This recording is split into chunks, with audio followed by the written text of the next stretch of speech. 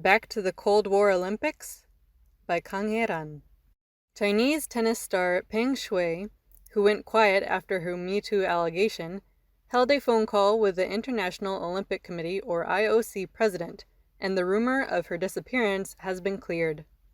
In a press conference, the Chinese Foreign Ministry also announced that Russian President Vladimir Putin will attend the opening ceremony of the Beijing Winter Olympics. China seemed to imply that there will be no problem even if Western countries hold a diplomatic boycott of the Olympics. China also said that it was a long-time tradition between Beijing and Moscow to help each other for major events. When major state leaders, including those from the US, Britain, and Germany, did not attend the Sochi Olympic ceremony in 2014, Chinese President Xi was there.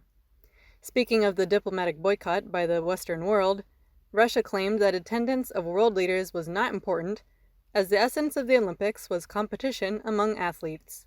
Again, China claims that the Olympics would be purer without the ones planning a boycott. Ironically, an example of the Olympic Games without political bias was the 2008 Beijing Summer Olympics. U.S. President George W. Bush attended the opening ceremony on August 8th. He learned from Putin about the war between Russia and Georgia. Georgia, which must have expected NATO's support, was defeated by Russia without fighting properly. As Russian troops are building up near the Ukraine border, a repeat of what happened in 2008 would be a nightmare for Western leaders.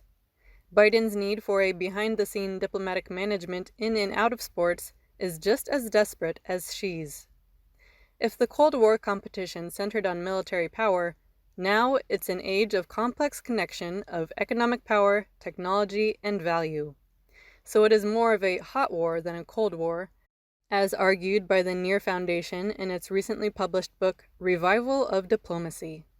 A recent Le Monde editorial printed out that at the time of the 2008 Beijing Olympics, the US and Europe were optimistic that China would reach political opening through economic development.